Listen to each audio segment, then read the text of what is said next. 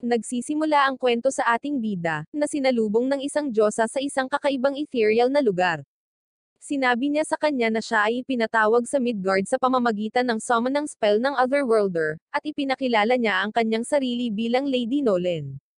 Pagkatapos, halos kaagad, humihingi siya ng paumanhin, na nagpapaliwanag na hindi sinasadyang nahuli siya sa isang ritual ng pagpapatawag para sa ibang tao.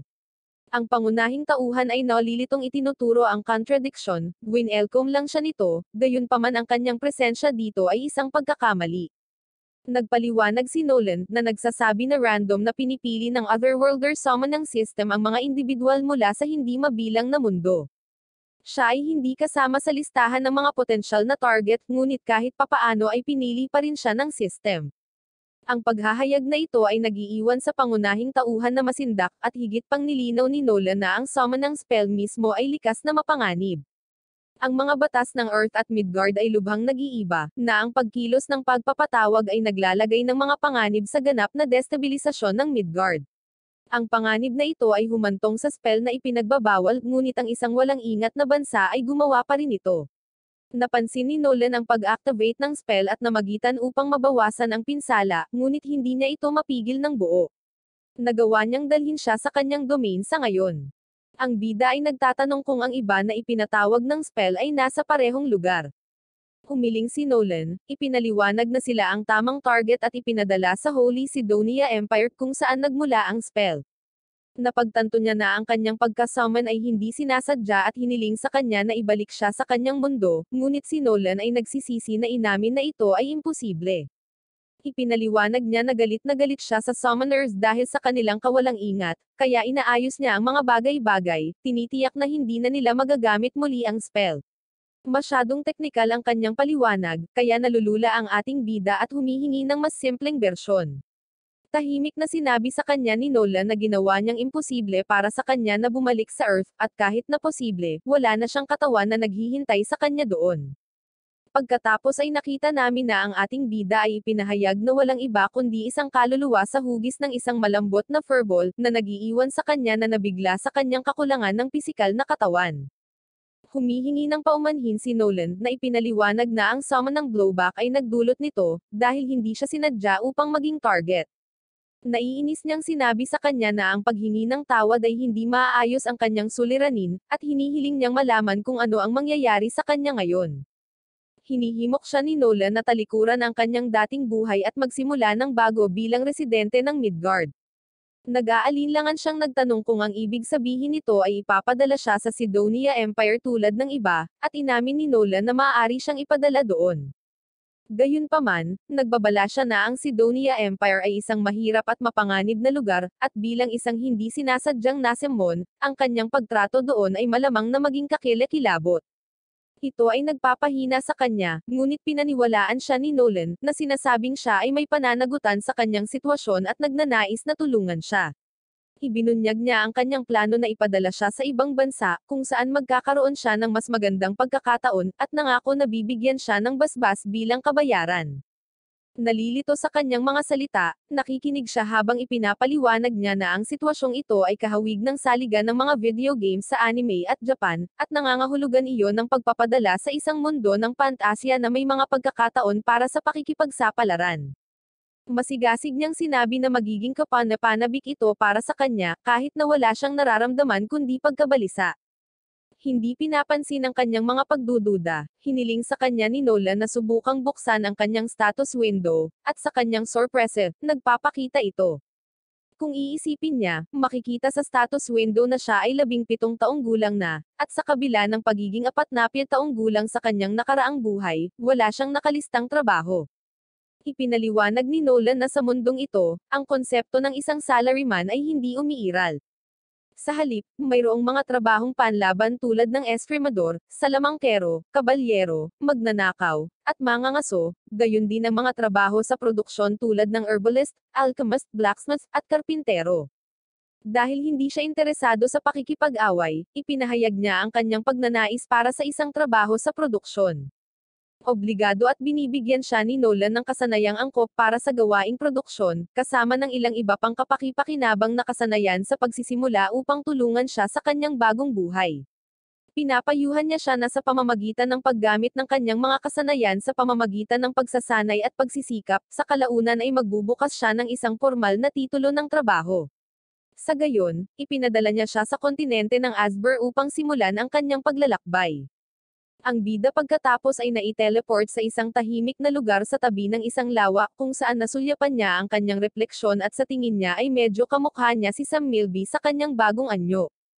Pagtingin sa mga bagay na ibinigay sa kanya ni Nolan, nakakita siya ng ilang pagkain, pera, at kutsilyo. Binuksan niya ang window ng kanyang status, napagtanto niyang maaaring maging problema kung malalaman ng mga tao na wala siyang pagpapala, at dahil sa pag-iisip na iyon, natuklasan niya na kaya niyang itago ang kanyang mga kakayahan. Kaya, itinatago niya ang kanyang pagpapala at ang kanyang kakayahan sa kahon ng item. Habang patuloy niyang ginagalugad ang kanyang mga kakayahan, napansin niyang mayroon din siyang ilang mga kasanayan sa mahika. Tulad ng anumang karaniwang otako, nagpasya siyang subukan ang mga ito. Iniiwasan niyang subukan ang magic ng apoy, nag-aalala na baka aksidenteng masunog ang lugar. Sa halip, nagsisimula siya sa mahika sa lupa, na sinusundan ng mahika ng hangin at tubig. Sa panunood ng mga spell sa aksyon, nakaramdam siya ng matinding pananabik, iniisip sa sarili na ito ay tunay na mundo ng pantasya. Determinado siyang matuto ng higit pa, at nagtakda siyang maghanap ng isang nayon. Habang naglalakad, nakakita siya sa isang piraso ng kahoy at ginamit ang kanyang kakayahan sa pagtatasa upang makilala ito bilang Trentwood. Ang dekalidad na material na ito ay nagmula sa isang tree monster at maaaring gamitin sa paggawa ng mga stave, magic item, at spear shaft. Tuwang-tuwa sa pagtuklas, ginamit niya ang kanyang kasanayan sa blacksmith upang hubugin ang kahoy na maging isang matibay na sibat. Sa pagmamasid sa mayamang mapagkukunan ng lugar tulad ng Trentwood, siya ay nag-isip na ang mga halaman ay maaaring kakaiba din. Pagkatapos maghanap pa, natuklasan niya na ang rehiyon ay puno ng mga kapaki-pakinabang na halamang gamot, kaya nagsimula siyang magtipon hanggat kaya niya. Ngunit napagtanto niyang hindi lahat ito kasya sa kanyang bag, kaya iniimbak niya ang sobra sa kanyang kahon ng item, na maginhawang may walang limitasyong imbakan. Biglang tumakbo palapit sa kanya ang isang babae at nagtago sa likod niya. Nakita niya na siya ay hinahabol ng isang napakalaking, mabangis na kuneho. Mabilis niyang napansin kung gaano kalaki ang kuneho, at hinawakan niya ang kanyang sibat upang ipagtanggol ito. Ngunit binalaan siya ng batang babae na ang kuneho ay mahilig sa karne, kaya lalo siyang kinabahan. Habang tumatalon sa kanya ang nilalang, nagawa niyang hampasin ito ng kanyang sibat na agad itong napaslang. Hindi makapaniwala ang ating bida, na mangha na nagawa niyang talunin ang napakapanganib na hayop. Ngunit ang tagumpay na ito ay nagbibigay sa kanya ng trabahong mandirigma, kahit na hindi niya ito gusto. Nagpasalamat ang babae sa pagligtas sa kanya, at tinanong niya kung saan siya galing. Ipinaliwanag niya na siya ay mula sa Board Village, at naglibot sa kagubatan habang kumukuha ng mga halamang gamot. Tinanong niya kung maaari niya itong samahan pabalik sa nayon, at masaya itong sumang-ayon. Gamaan ang pakiramdam niya at ngumiti, ngunit bago sila umalis, tinanong niya ito kung hindi niya dadalhin ang kuneho at binanggit na ang kuneho ay itinuturing na isang napakasarap na pagkain. Mabilis niyang iniimbak ang bangkay ng kuneho sa kanyang kahon ng item, na nagpapaliwanag na habang hindi nito kayang hawakan ang mga buhay na bagay, ang pag-iimbak ng mga bagay na walang buhay tulad ng mga bangkay ay hindi isang issue. Ang batang babae ay namangha sa kanyang kakayahan sa kahon ng item at pinuri siya, pagkatapos ay ipinakilala ang kanyang sarili bilang Molly. Tumugon siya sa pamamagitan ng pagpapakilala sa kanyang sarili bilang Takumi. Lumipat ang eksena sa Holy Sidonia Empire kung saan ang tatlong tinawag na tao ay nalilito sa kanilang sitwasyon. Isang babaeng nakabalabal ang lumapit sa kanila, tinatanggap sila sa isang bagong mundo. Ipinaliwanag niya na sila ay tinawag upang gamitin ang kanilang mga kapangyarihan bilang mga bayani upang iligtas ang kaharian na ito. Gayunpaman, ang kanyang misteryosong paliwanag ay nagpapalalim lamang sa kanilang pagkalito. Pagkatapos ay ipinakilala niya ang kanyang sarili bilang Elizabeth, ang unang empress ng Holy Sidonia Empire, at inihayag ang kanyang mukha. Ang kanyang ekspresyon ay nagpapakita ng isang taong maaaring sipsipin ang iyong kaluluwa sa isang madilim na eskinita.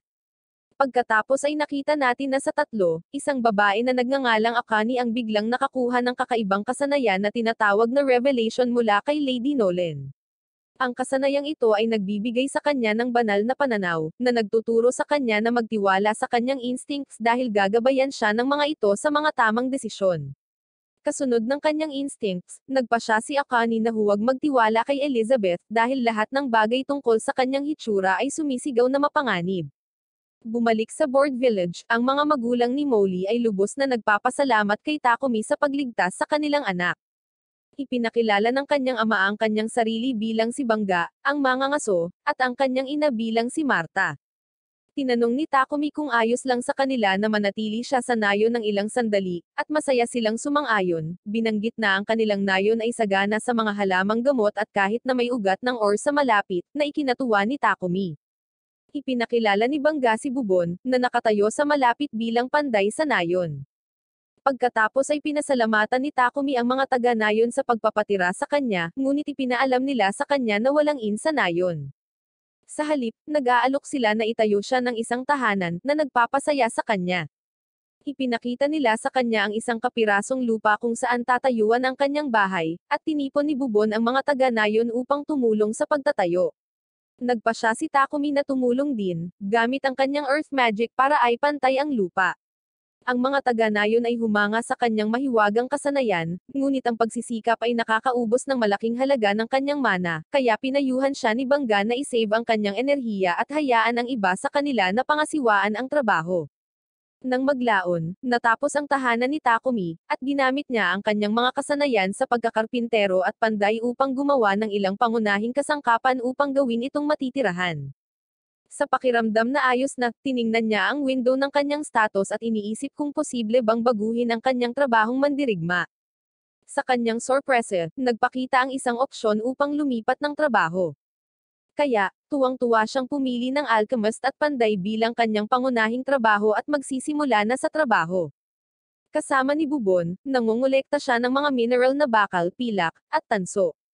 Natuklasan pa niya ang isang bihirang material na na-infused ng mana na tinatawag na magic iron ore. Sa pagpapasya na tunawin ang lahat ng ito sa mga ingot, nagsimula si Takumi sa iron ore, na binanggit na sa mundong ito, ang proseso ay hindi nangangailangan ng furnace, salamat sa magic.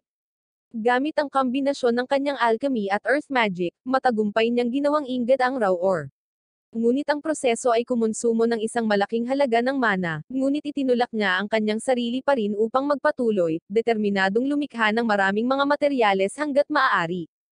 Nang maglaon, dinalhan siya ni Molly ng hapunan para lamang malaman na bumagsak siya dahil sa sobrang pagod. Nang magkamalay si Takumi, ipinaliwanag niya na masyado niyang itinulak ang sarili at naubos ang kanyang mana. Binigyan siya ni Marta ng isang matalas na panayam dahil sa pagiging walang ingat, at binigay sa kanya ni Bangga ang isang healing potion na nagpapanumbalik ng kanyang enerhiya. Mula noon, regular na sinusuri siya ni Marta at Molly upang matiyak na hindi siya masyadong nagpapakapagod.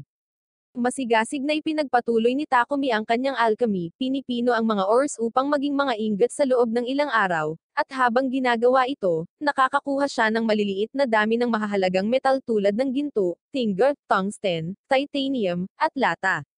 Gamit ang mga materyales na ito, gumagawa siya ng mga dekalidad na kagamitan at kasangkapan. Ang kanyang walang humpay na pagsusumikap ay nagiging sanhi ng kanyang alchemist at blacksmith level na pumailanglang. Pagkatapos, nakita namin si Takumi na hinahasa ang kanyang smithing skill sa ilalim ng patnubay ni Bubon, na tinutulungan siya sa magic ng apoy sa kanilang trabaho. Magkasama, gumawa sila ng kutsilyo, at ipinagmamalaking idineklara ni Bubon na ito ang kanyang pinakamagandang likha. Ang antas ng panday ni Takumi ay tumataas sa 40, habang ang kanyang antas ng alchemist ay nahuhuli sa 33, na labis na ikinainis niya, dahil ang kanyang tunay na layunin ay ang maging mahusay bilang isang alchemist. Nang maglaon, lumapit si Takumi kay Bangga, humihingi ng ilang potion para subukan niyang gumawa ng sarili niya gamit ang mga halamang gamot na kanyang nakalap. Sumang-ayon si Bangga ngunit mayroon lamang mga pangunahing potion na iaalok na malugod na tinanggap ni Takumi. Sa lalong madaling panahon, nakita namin si Takumi na nagtitimpla ng mga potion tulad ng isang baliw na siyentipiko or isang masamang mangkukulam sa isang kwentong pantasya. Ang proseso ay nagpapaalala sa kanya ng kanyang pagkabata, nang mag-eksperimento siya ng walang hanggan.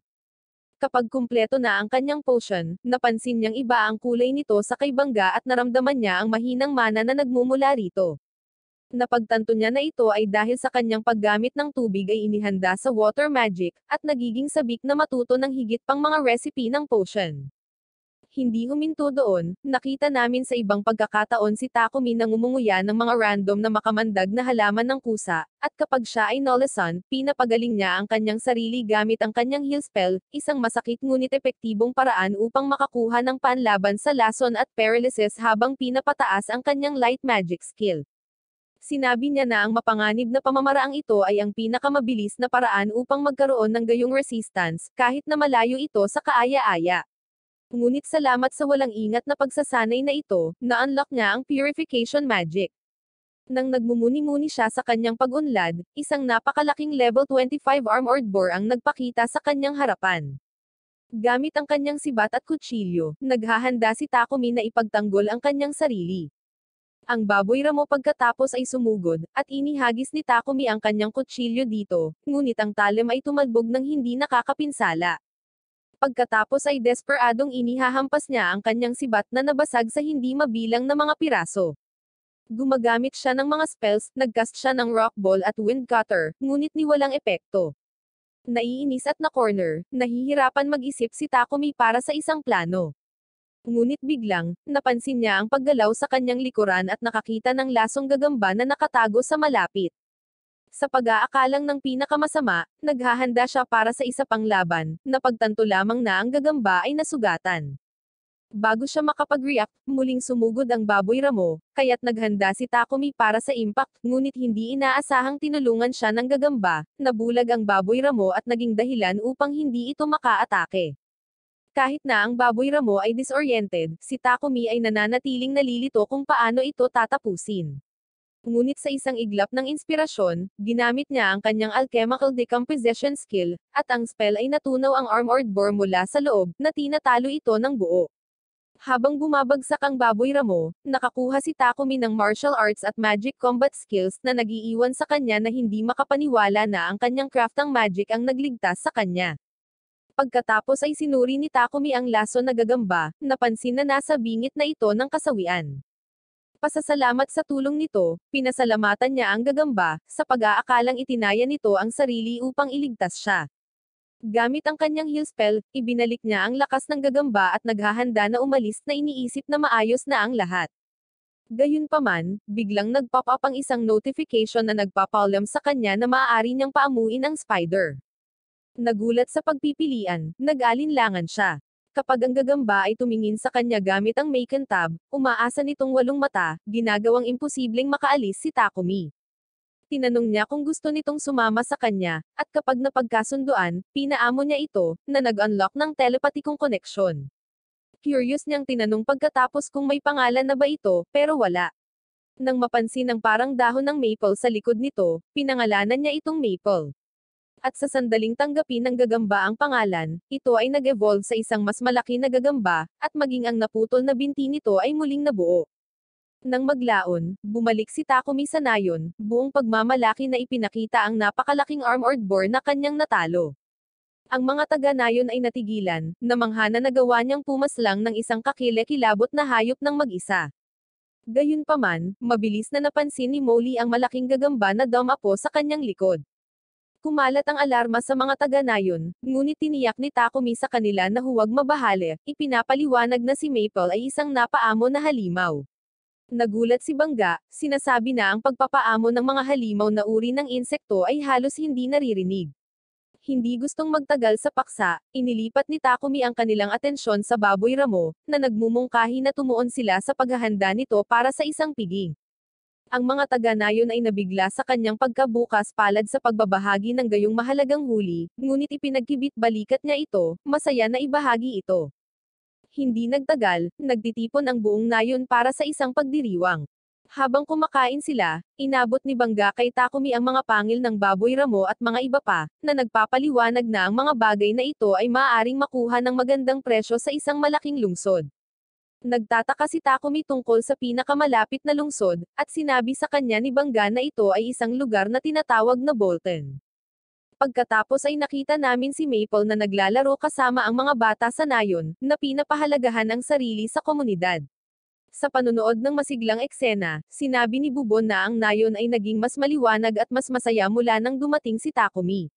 Sumang-ayon si Bangga, ngunit sumasalamin na si Takumi ay tila hindi ang tipo na maninirahan sa isang maliit na nayon magpakailanman. Samantala, sa Midgard pinagmamasdan ni Nolan si Takumi mula sa malayo, natutuwang makita siyang umunlad. Ang isa pang kataas-taasang nilalang ay sumama sa kanya, nagtatanong kung ano ang inaasahan ni Nolan mula sa lalaki. Nagkunwaring walang alam si Nolan, ngunit nagpupumilit ang Supreme Being, na ipinahayag na binigyan niya si Takumi ng isang espesyal na katawan, ang kanyang basbas, at pinadalhan pa siya ng isang buong taon sa nakaraan bago na-activate ang summon ng spell ng Holy Sidonia Empire. Ibinasura ni Nolan ang paniwala na mayroon siyang mas malalim na intensyon, ngunit ang kanyang ekspresyon ay nagtataksil sa kanyang tunay na iniisip na nagpapahiwatig na maaaring mayroon siyang mas malalim na plano para sa kinabukasan ni Takumi. Isang umaga, nagising si Takumi na nakatali sa kama, at alam niyang si Maple ang nasa likod nito. Humingi siya ng paumanhin, ipinaliwanag na nakaramdam siya ng kalungkutan dahil naging abala si Takumi nitong mga nakaraang araw, at gusto lang niyang makuha ang atensyon nito. Napagtanto na pinababayaan niya siya, inamin ni Takumi na ang trabaho ay umuubos sa lahat ng kanyang oras, kaya nagpa siyang magpahinga at gugulin ito kasama si Maple. Ang simpleng kilos na ito ay nagpapasaya sa kanya. Habang naghahanda ang dalawa para i-enjoy ang kanilang araw, pumasok si Marta na may dalang pananghalian ni Takumi at agad niyang napansin ang awkward na sitwasyon. Para sa kanya, parang may kakaibang nangyayari sa pagitan ni Takumi at Maple, ngunit iginiit ni Takumi na hindi ito ang kanyang ini-imagine. Pinapaniwalaan ni Marta ang kanyang paliwanag, ngunit hindi niya maiwasang mapansin ang malasutla na mga thread na ginawa ni Maple. Naiintriga, nagkaroon siya ng ideya na mag-ani ng mas maraming sutla hanggat maaari mula kay Maple na nakikita ito bilang isang gininto ang pagkakataon. Nang maglaon sa araw na iyon, ipinagmamalaki ni Marta ang isang kamisete na ginawa niya mula sa sutla ng gagamba, at ang mga kababaihan sa nayon ay namamangha sa texture at kalidad nito. Si Takumi, na nagulat sa kanilang sigasig, ay nalaman na ang spider silk ay itinuturing na isang pambihirang luxury item, kadalasan ay abot kaya lamang sa mga maharlika. Si Marta, na nakakaramdam ng isang kapaki-pakinabang na pagkakataon, ay nagtanong kay Maple kung makakagawa siya ng mas maraming tela. Obligado at masigasig na pumulandad si Maple ng mas maraming sutla, ngunit ang proseso ay tumatagal ng oras, kaya nangangahulugan ito na hindi na siya magkakaroon ng oras upang makipaglaro kay Takumi. Bagamat medyo nadismaya si Takumi, dahil inaabangan niyang makasama siya maghapon, alam pa rin niyang may iba pa siyang mga responsibilidad na dapat harapin, kaya hindi siya lubos na naabala. Mahigit isang buwan na mula nang unang dumating si Takumi sa nayon, at nagsisimula na siyang magplano ng mga susunod niyang hakbang. Balak niyang magtungo sa lungsod upang isulong ang kanyang pag-aaral sa alchemy, ngunit ang pag-iisip na magpaalam sa mga taga-nayon, na naging malapit sa kanya, ay nag-aalangan sa kanya.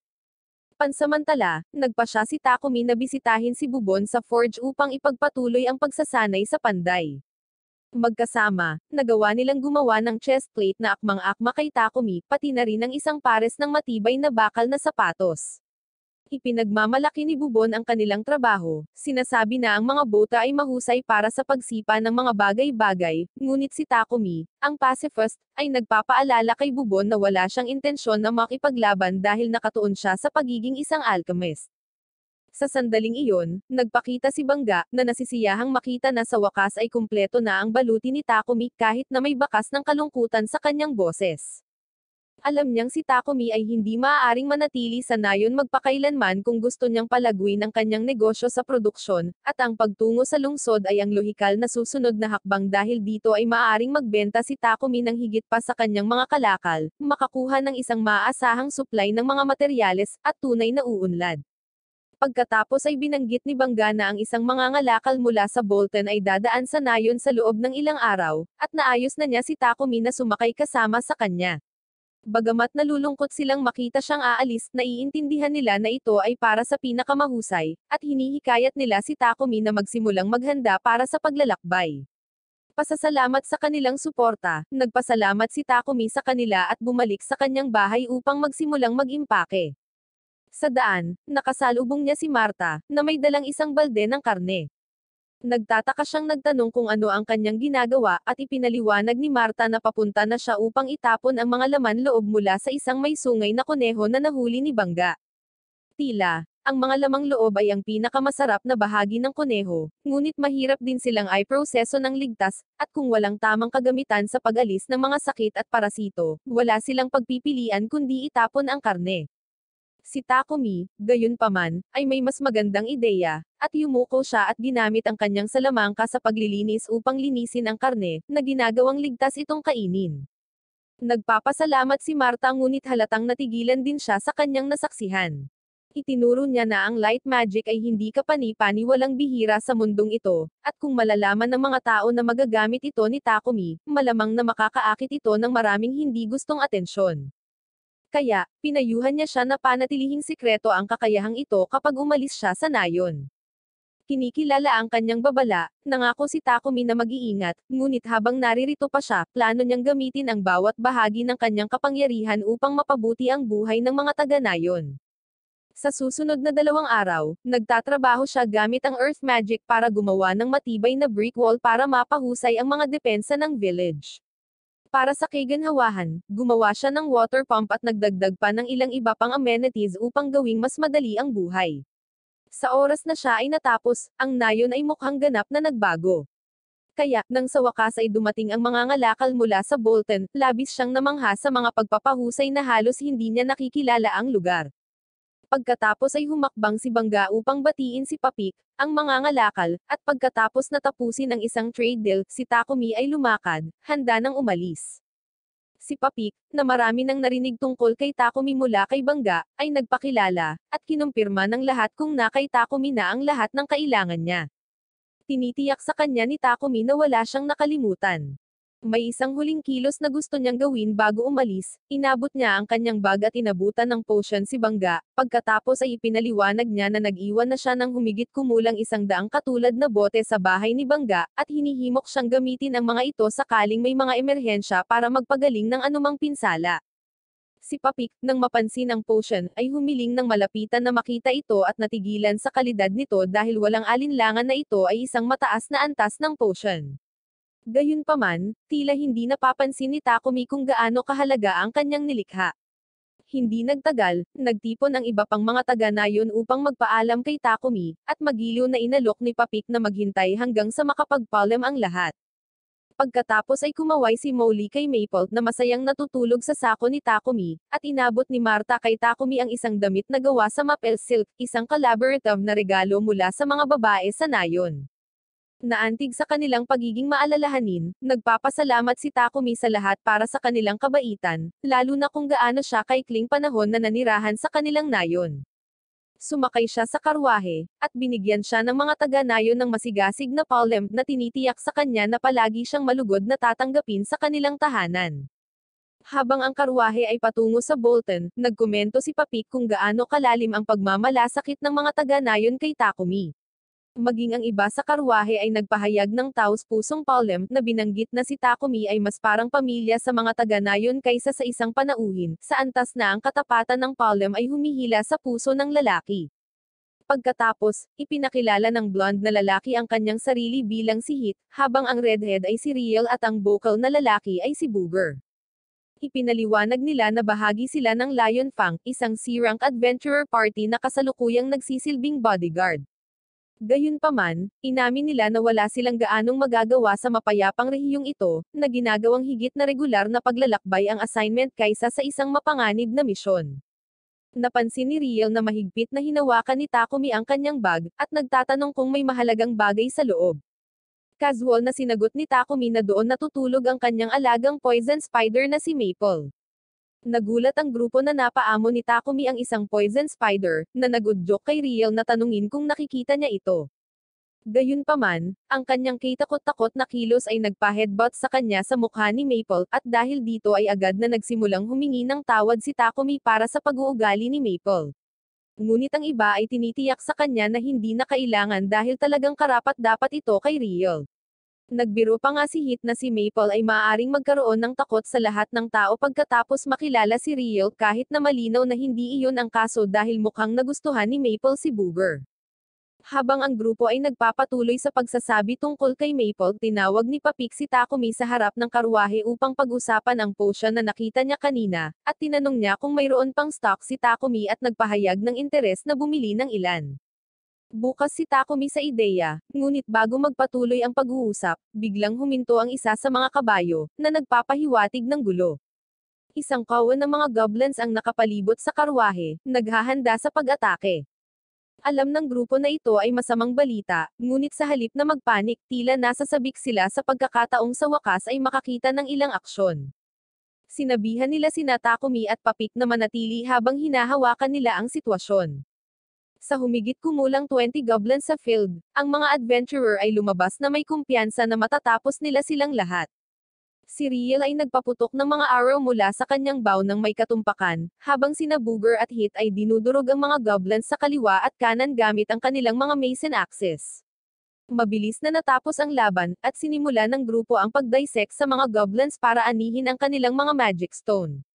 Pinagmamasdan ni Maple ang kaguluhan ng may interes, malinaw na nagsusuporta kay Booger ngunit pinananatili ang kanyang paghamak kay Riel at kawalang interes kay Hit. Pagkatapos ng kaguluhan, ang lahat ay nagtitipon pabalik sa karwahe, at ang paglalakbay ay nagpatuloy sa isa pang 3 araw. Pagdating nila sa Bolton, dumiretso ang mga miyembro ng Lion Fang sa Adventurers Guild para iulat ang tagumpay ng kanilang bodyguard mission. Sumama si Takumi bilang kailangan niyang magparehistro sa guild kung plano niyang manatili sa lungsod. Sa isip, gusto sana niyang sumali sa Alchemist Guild, ngunit dahil walang ganon ang Bolton, ang pagiging adventurer ang tanging pagpipilian niya. Ipinaliwanag ng receptionist na si Hans kay Takumi na ang Adventurer Guild card ay maaaring magsilbing kanyang pagkakakilanlan, hanggat makumplito niya ang kahit isang simpleng quest kada buwan hindi mag-e-expire ang card. Sa kalamang ito, nagpatuloy si Takumi na magparehistro bilang isang adventurer at ipinakilala si Maple bilang kanyang alagang hayop na tinatapos ang lahat ng mga papeles. Nang matapos ang kanyang pagpaparehistro, tumungo si Takumi sa Papik Trading Company upang makipag-ayos ng deal para sa kanyang mga potion. Inihayag niya na mayroon siyang mga 103 potion na nakastock, bawat isa ay may napakataas na kalidad. Humanga si Papik at nag-aalok ng 10 silver coins bawat healing at stamina potion, at 50 silver coins bawat mana potion. Mabilis na nakalkula ni Takumi na ang deal na ito ay makakakuha sa kanya ng higit sa 7 milyong yen sa katumbas na halaga. Nabigla sa dami, pakiramdam niya ay sobra-sobra na ang pera, ngunit tiniyak sa kanya ni Papik na ito ay patas, at idinagdag na mas malaki ang kikitain ni Takumi kung magtatatag siya ng matatag na reputasyon bilang producer ng potion. Si Papik, na alam ang mga plano ni Takumi na maging isang producer sa lungsod, ay pinayuhan siya na maghanap ng bahay sa loob ng isang pagawaan ng buwis para sa kahusayan. Napagtanto ni Takumi na hindi pa niya naiisip ang tungkol sa pabahay, kaya para tulungan siya, tinawagan ni Papik ang kanyang assistant na si Tomas, at hiniling sa kanya na ipakita kay Takumi ang isang angkop na ari-arian sa abot kayang presyo. Pagkatapos ng makita na ni Takumi ang ari-arian, ito ay mas mukhang isang engranding mansion kaysa sa isang simpleng bahay. Feeling overwhelmed, nagdududa siya na kaya niyang bilhin ang ganoong karangyang lugar. Gayunpaman, tinitiyak sa kanya ni Tomas na ang mansyon ay nakakagulat na abot kaya at ginagarantiyahan pa nito na ito ay walang multo, na inaalis ang anumang mga hindi kinakailangang alalahanin. Napansin ni Takumi ang maluwag na pagawaan na nakakabit sa mansyon, na ginagawang hindi kapani-pani walang maginhawa para sa kanyang trabaho. Napagtanto ang mga pangmatagalang benepisyo at alam na mayroon siyang sapat na pondo mula sa deal ng potion, nagpa siya si Takumi na gawin ito, at pagkatapos ng ilang sandali ng pag-iisip, sinabi niya kay Tomas ng may bagong kumpiyansa, na kukunin niya ang mansyon. Natutuwa si Tomas na marinig ang desisyon ni Takumi, at tinitiyak sa kanya na sisimulan niya kaagad ang mga papeles. Sinabi niya kay Takumi na maaari na siyang lumipat bukas. Habang naglalakad sila sa mga lansangan ng lungsod, naamoy ni Takumi ang mabahong amoy sa hangin. Nang mapansin ang kakulangan sa ginhawa ni Takumi, ipinaliwanag ni Tomas na ang hindi kanais-nais na amoy ay nagmumula sa mga imbornal ng lungsod. Bagamat ang mga mayayaman ay gumagamit ng mga mahiwagang tagapaglinis upang linisin ang kanilang mga dumi sa alkantarilya, ang mga pangunahing imbornal ng lungsod ay kulang sa karangyang ito dahil sa pambihira at gastos ng mga mahiwagang tagapaglinis na karaniwang matatagpuan lamang sa mga sinaunang guho or piitan. Paminsan-minsan, inuupahan ang mga pari upang mano-manong linisin ang mga imburnal gamit ang mahika, ngunit kadalasan, nananatili itong marumi. Kinabukasan, nanirahan sina Takumi at Maple sa kanilang bagong bahay, at agad na nagsimulang mag-brainstorm ang si Takumi ng solusyon sa isyu sa imburnal. Bumisita siya sa kumpanya ni Papik para kumuha ng quartz at clay. Gamit ang magic, hinuhubog niya ang mga materyales at pinagsasama ang fire magic sa space-time magic para magawa ang mga ito ng mahusay. Ang proseso ay nakakapagod, at pagkatapos maubos ang kanyang mana reserves, si Takumi ay kailangang uminom ng ilang mana potion para makabawi. Sa kabila ng pagsisikap, nagbubunga ang kanyang trabaho dahil matagumpay siyang nakagawa ng modernong palikuran. Hindi nagtagal, nakarinig si Takumi ng malakas na sigaw mula sa sala. Nagmamadaling mag-imbestiga, nakita niyang nakabalot si Papik sa seda ni Maple. Nataranta si Takumi at hiniling niyang malaman kung bakit ginawa ito ni Maple, at inosenteng ipinaliwanag ni Maple na akala niya ay magiging masaya si Papik. Sa kanyang kredito, ang seda ay napakalambot na pinatulog nito si Papik, ngunit ang biglaang paghihigpit ay tiyak na nakakaalarma.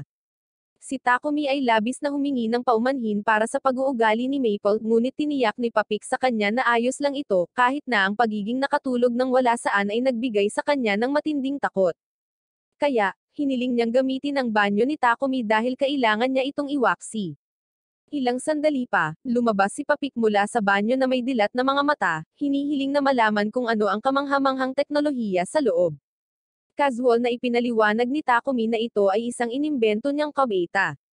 Nilagyan niya ito ng isang mahiwagang kagamitan sa paglilinis na automatikong nililinis ang sarili pagkatapos gamitin. Sa totoo lang, kapag may gumamit nito, ang device ay gumagamit ng purification magic upang hatiin ang mga basura sa mga inorganikong materyales na pagkatapos ay itapon. Nagulat si Papik, namamangha sa teknolohiya na ito. Ngunit mabilis niyang napagtanto na ang paggawa ng naturang device ay mangangailangan ng isang taong may bihirang kakayahan para sa light magic. Agad na napagtanto ni Takumi na maaaring siya ay nagkamali, naalala ang mahigpit na babala ni Marta na huwag gamitin ng hayagan ang kanyang light magic. Nag-aalala tungkol sa posibleng pagkabuking, nakiusap siya kay Papik na ilihim ito. Si Papik, na nauunawaan ang bigat ng sitwasyon, ay nangakong hindi sasabihin sa sinuman. Gayunpaman, siya ay ganap na naninindigan tungkol sa isang bagay, kailangan niya ang mga palikuran na iyon, at matapang niyang itinanong kung si Takumi ay maaaring gumawa ng higit pa sa mga ito. Nag-aalangan si Takumi, batid kung gaano kahirap ang pagkagawa para makagawa ng isa, ngunit sa walang humpay na pagpupumilit ni Papik, at ubili siyang pumayag, ngunit sa kondisyon na si Papik ang magsusuplay ng mga kinakailangang hilaw na materyales. Tuwang-tuwa si Papik at tinanggap ang kasunduan, ngunit itinuro nito na hindi makatwiran para kay Takumi na siya mismo ang humawak sa buong gawain. Kaya, iminumungkahi niya na dapat isaalang-alang ni Takumi ang pagkuha ng isang alipin. Ang mungkahi ay nagpagulat kay Takumi, na matatag na laban sa pang-aalipin. Gayunpaman, ikinatuwiran ni Papik na kung nais ni Takumi na itago ang kanyang mga kakayahan, ang pagkakaroon ng nakatali na alipin sa lihim ang pinakaligtas na opsyon. Ang light magic ay isang napakalaking deal, na nagmamarka sa isang tao bilang pinili ng Diyos, at ang Church of Divine Light ay hindi makikinig sa mga karaniwang tao na nakakakuha ng akses sa mga murang paraan ng paglilinis sa pamamagitan ng mga banyo ni Takumi. Ang simbahan, na kumikita ng malaki sa monopolisasyon ng salamangka sa paglilinis, ay malamang nasusubukan na pilitin si Takumi sa kanilang panig. Ngunit tiniyak sa kanya ni Papik na mayroon na siyang planong harapin ang simbahan, kaya hindi na kailangan pang mag-alala ni Takumi sa kanila sa ngayon. Pagkatapos ay idiniin ni Papik na ang pagpapanatiling lihim sa simbahan tungkol sa kanyang light magic ay pinakamahalaga, kaya naman ang pagkuha ng alipin ay maaaring ang pinakaligtas na opsyon. Ngunit si Takumi ay nananatiling matatag na sumasalungat sa pang-aalipan, na nanunumpa na haharapin ang gawain ng mag-isa kung kinakailangan. Pero bago pa sila makapagtalo, biglang umilo ang guild card ni Takumi. Curious niyang tiningnan ito, at nakahanap ng notification na nangangailangan sa kanya na kumpletuhin ang isang verification quest para mapanatili ang kanyang pagiging adventurer. Nang mapagtantong hindi na siya magkakaroon ng panahon para mag-isa sa paggawa ng palikuran, at ubili siyang sumang-ayon sa mungkahi ni Papik. Pagkatapos ay dinala ni Papik si Takumi sa Mulan Trading Company, tinitiyak sa kanya na sila ang pinaka-etikal na mangangalakal ng alipin na magagamit. Habang si Papik ay pumupunta upang makipag-ayos sa may-ari, si Takumi ay lumabas sa hardin, na namangha sa kagandahan nito. Doon, napansin niya ang isang napakagandang babaeng elf na nakaupong mag-isa sa isang terrace, at bago siya makapagsalita ng anuman, nakita siya nito at bigla siyang inutusang umalis. Pagkatapos, lumipat ang eksena kay Takumi na nakilala si Mulan, ang may-ari ng isang slave trading company. Ipinakilala ni Papik si Takumi sa kanya, ipinaliwanag na naghahanap siya ng isang alipin. Gayunpaman, idinagdag niya na si Takumi ay nag-aalangan tungkol sa paggamit ng isang kontrata ng alipin, kaya't inihayag ni Takumi na sa kanyang tinubo ang bayan, walang pang-aalipin. Nauunawaan ito ni Mula, at sinasabi na kung si Takumi ay gagawa ng isang kontrata sa isang alipin, ang alipin ay talagang igat-ali sa kanya. Gayunpaman, tiniyak niya sa kanya na sa lungsod ng Bar-Ule, ang mga karapatan ng mga alipin ay protektado ng batas. Pagkatapos ay binabalangkas niya ang mga pangkalahatang karapatan ng mga alipin. Ang may-ari ay obligadong magbigay ng pagkain, damit, at tirahan. Bukod pa rito, ang may-ari at ang alipin ay mahigpit na ipinagbabawal na magdulot ng mapanganib na pinsala sa isa't isa, at ang alipin ay ipinagbabawal na magbahagi ng anumang personal na impormasyon tungkol sa kanilang may-ari sa iba. Sinasalamin ni Takumi na iba ang sistemang ito sa naisip niya. Ipinaliwanag ni Mulan ang mga karaniwang uri ng mga kontrata, ang mga alipin na pumasok sa pagkaalipin dahil sa utang ay nananatiling nakatali hanggang sa ganap na mabayaran ang kanilang utang. Ang mga kriminal ay maaaring pumili ng mga kontrata bilang isang paraan ng rehabilitasyon at upang kumita ng kabuhayan. Ang mga bilanggo ng digmaan ay maaaring tumanggap ng mga kontrata para makakuha ng tirahan. Gayunpaman, idinagdag niya na ang ilang mga tao ay nahuli at pinipilit sa pagkaalipin ng ilegal, isang malungkot na katotohanan na nangyayari ng madalas. Pagkatapos ay iminumungkahi ni Papik na ang isang alipin sa digmaan ay pinakaangkop kay Takumi, dahil maaari lamang silang palayain kung may pahintulot ng kanilang master. Nagtanong si Mulan kung bakit, curious tungkol sa kanyang kagustuhan, kaya ipinaliwanag ni Papik na si Takumi ay isang producer na may mga pambihirang kakayahan na imposibleng gayahin ng iba. Gayunpaman, gustong marinig ni Mulan ang dahilan ng direkta mula kay Takumi. Kaya, ipinaliwanag niya na ang kanyang pangunahing layunin ay mag-focus sa kanyang trabaho. Gayunpaman, mayroon din siyang mga responsibilidad, kabilang ang pagkumpleto ng mga Adventurer Guild quest at pamamahala ng mga pang-araw-araw na gawain. Binanggit din niya na kailangan niya ng mamamahala sa mansyon kung saan siya kasalukuyang nakatira, at humahawak ng mga gawaing bahay. Higit pa rito, nagtataglay si Takumi ng maraming confidential na kasanayan, na maaaring makatawag ng hindi gustong atensyon. Idinagdag din ni Takumi na madalas siyang nakikipagsapalaran sa mga mapanganib na lugar upang mang-alap ng mga materyales, kaya mainam na makipagkontrata sa isang taong maaaring magprotekta sa kanya at tumulong sa lahat ng bagay na iyon. Nang marinig ang mga kinakailangan ni Takumi, napagtanto ni Mulan na kailangan niya ng 2 alipin. Ipinatawag niya ang isang babae na nagngangalang Mariah, ipinakilala siya kay Takumi. Ipinaliwanag ni Mulan na si Mariah ay dinukot ng mga bandido noong bata pa at walang nabubuhay na pamilya. Sa paglipas ng mga taon, siya ay sinanay sa pagbabasa, pagsusulat, pagkalkula, at pangkalahatang pag-aalaga ng bahay. Pagkatapos ay ipinaalam niya kay Mariah ang mga pangangailangan ni Takumi, na binibigyang diin na nangangailangan siya ng isang tao na mamahala sa kanyang mansyon. Pagkatapos ay binabalangkas ni Takumi ang layout ng kanyang mansyon, na naglalarawan sa bilang ng mga silid at nagtanong kung kaya niya itong hawakan ng mag-isa. Buong kumpiyansa na sinabi ni Mariah na kakayanin niya ito, at gumaan ang loob ni Takumi nang marinig ito. Nang mapansin ang kanyang pag-aalinlangan, tinanong ni Mariah kung may mali. Inamin ni Takumi na nagulat siya sa isang kasing cute niya na hindi pa napipili ng iba. Nahihiya sa papuri, namumula si Mariah. Mabilis na humingi ng tawad si Takumi, nag-aalala na baka hindi naaangkop ang kanyang komento. Ngunit tiniyak sa kanya ni Mariah na ayos lang, ipinaliwanag na ang kanyang mga kasanayan ay limitado sa pangkalahatang pag-aalaga ng bahay. Tiniyak ni Takumi sa kanya na ang gawaing bahay lang ang kailangan niya, ngunit nag-aalangan si Mariah, na tila hindi mapalagay. Kapag tinanong niya kung ano ang mali, nahihiyang nilinaw niya na hindi siya tatabi sa kanyang kama. Si Takumi na nagulat, ay mabilis na nilinaw na hindi ganoong kaayusan ang kanyang hinahanap. Tinitiyak niya sa kanya na ang tanging interes niya ay ang kakayahang pamahalaan ang sambahayan. Gamaan ang pakiramdam ni Mariah at pumayag, kaya nagpa siya si Mulon na ituloy ang kanyang kontrata. Pagkatapos ay ipinaalam ni Mulon kay Takumi na sa kasalukuyan ay wala siyang anumang mga alipin sa digmaan na angkop para sa labanan. Gayunpaman, binanggit ni Mariah ang isang taong nagngangalang Sofia. Agad siyang sinabihan ni Mulon na huminto sa pagsasalita, at inutusan siyang bumalik sa kanyang silid upang kunin ang kanyang mga gamit. Pagkaalis ni Mariah, curious na tinanong ni Takumi kung sino si Sofia. Ipinaliwanag ni Mulon na si Sofia ay isang alipin ng digmaan, ngunit mayroon siyang ilang mga problema. Pagkarinig nito, naintriga si Takumi at nakaramdam ng matinding udyok na huwag hayaan ang sitwasyong ito. Iniisip niya kung ang kanyang intuit ion skill ba ang gumagabay sa kanya, ngunit nagpa siya siyang magtiwala sa nararamdaman at tinanong si Mulon kung maaari niyang makilala si Sofia. Sumang-ayon si Mulon at dinala siya sa kinaroroonan ni Sofia. Ipinaliwanag ni Mulon na nahuli si Sofia sa panahon ng digmaan sa pagitan ng kaharian ng Triara, at ng kaharian ng Ur 50 taon na ang nakalilipas. Natigilan si Takumi sa time frame at nagtanong ng higit pang mga detalye. Inihayag ni Mulon na ang Ur ay isang bansa ng mga elf, at sa iba't ibang dahilan, si Sofia ay nanatiling hindi nakakontrata mula noon. Curious na tanong ni Takumi kung ano ang mga dahilan na iyon. Ipinaliwanag ni Mulon na ang kaliwang tainga ni Sofia ay naputol, at ang kanyang kanang kamay at kaliwang binti ay may kapansanan sa paggalaw.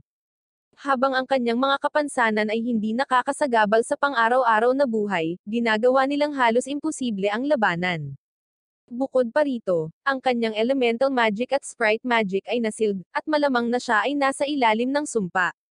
Dahil sa mga makabuluhang limitasyong ito, hindi siya karapat-dapat bilang pangunahing manlalaban, kaya naman walang kumuha sa kanya. Humihiling si Takumi na kausapin si Sofia mag-isa, kaya pumayag si Mulon at lumabas ng silid. Habang sinusuri ni Takumi si Sofia ng mas malapit, malinaw niyang sinabi sa kanya na wala siyang pakinabang sa kanya, ngunit sinusuri pa rin ni Takumi ang kanyang mga istatistika gamit ang kanyang kakayahan.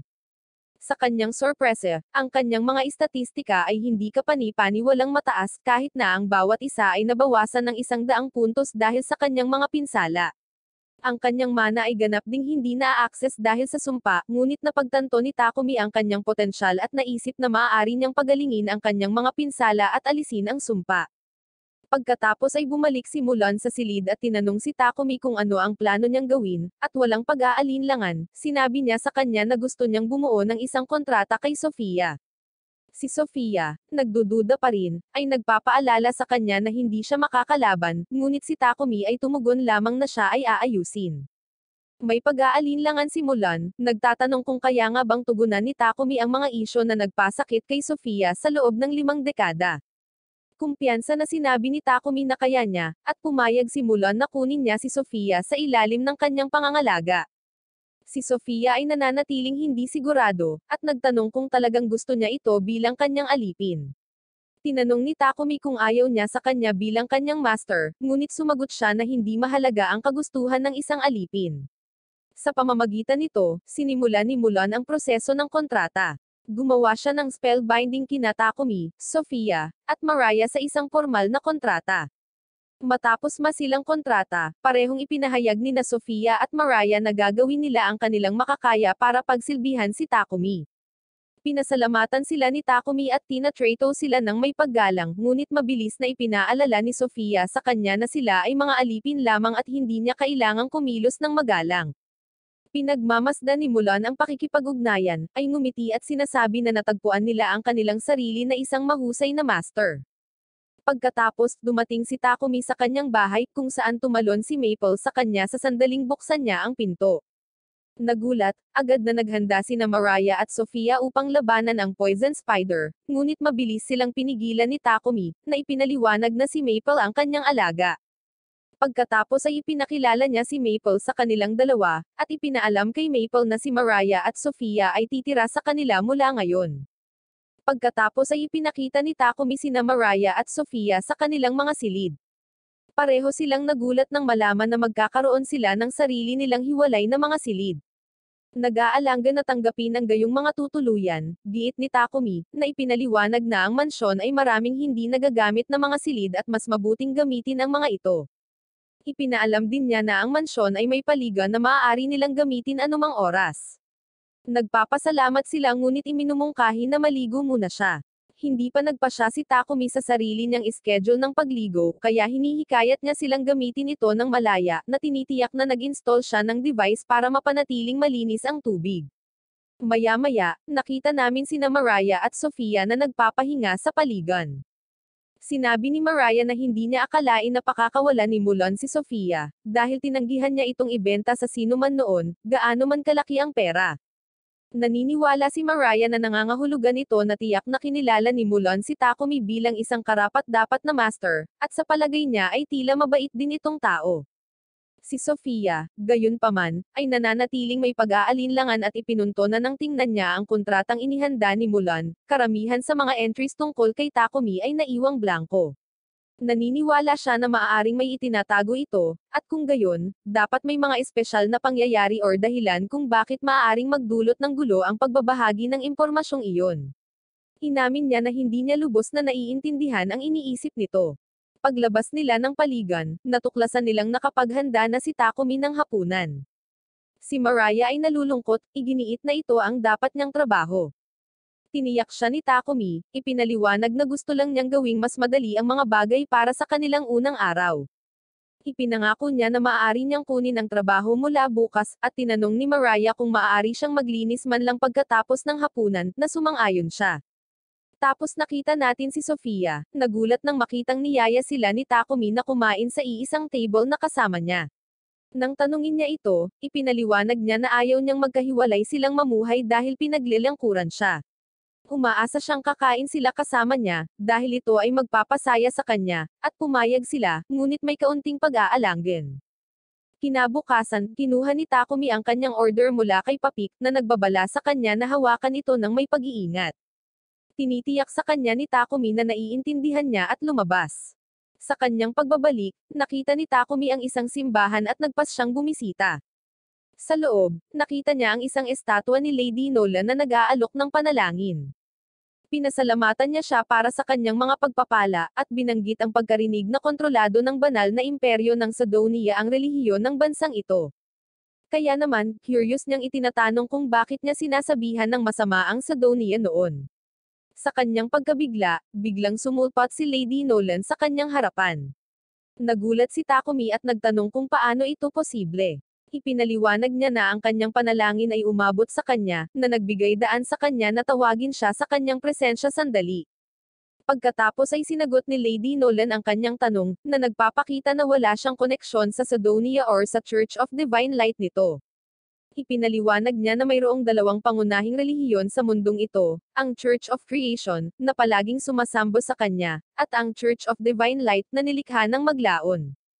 Ang Diyos ng huli ay hindi tunay na umiiral, ngunit ang banal na imperyo ng Sidonia ay gumamit ng mga agresibong taktika upang mabilis na maikalat ang impluwensya nito, laban sa Church of Creation. Kaya, pinili ni Lady Nolan na huwag makialam, tinitingnan ito bilang isang maliit na labanan ng tao. Napagtanto ni Takumi na ang kawalan ng panghihimasok na ito ay nagbigay daan sa Sidonia na i-activate ang summon ng spell nito, na nagdadala ng isang katulad niya sa mundong ito. Humingi muli ng paumanhin si Lady Nolan, na kinikilala ang hindi sinasadyang mga kahihinatnan ng kanyang hindi pagkilos. Pagkatapos ay nag-aalok siya ng disclaimer tungkol sa kanyang pagpapala, habang ang mga bahagi nito ay permanente, ang iba ay pansamantala. Habang lumalaki si Takumi, ang mga aspeto ng pagpapalang nakatulong sa kanya na mabilis na lumago at makatagpo ng mga mababait na tao ay maglalaho. Pinasimple niya ito sa pagsasabing malapit nang matapos ang kanyang tutorial para sa mga nagsisimula. Sa lalong madaling panahon, haharapin niya ang mas makabuluhang hamon, kabilang ang pagtama sa mga pader sa kanyang paglaki at pagharap sa mga individual na may masamang intensyon.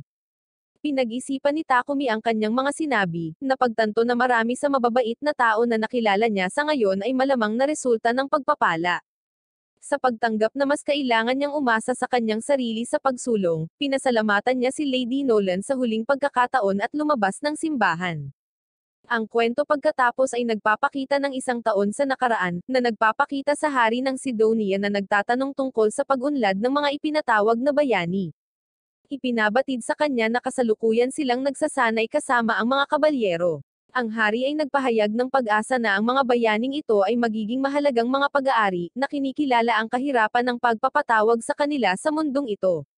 Sinabi ng ministro na ang mga bayani sa una ay nag-aatubili na tumulong, ngunit salamat sa panghihikayat ni Elizabeth, sila ay naging mas kooperatiba.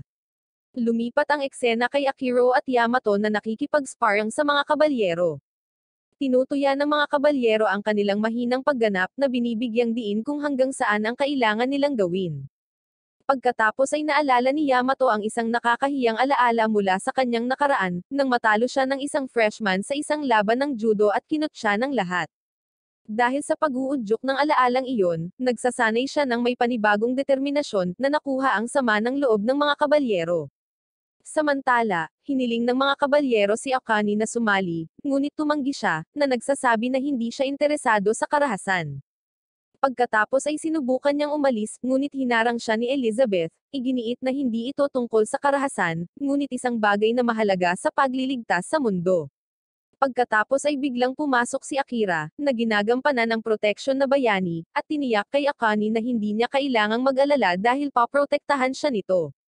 Hindi pinapansin ni Akane ang kanyang katapangan at iniisip sa sarili na si Elizabeth ay mapanganib. Ang kwento pagkatapos ay lumipat pabalik sa kasalukuyan.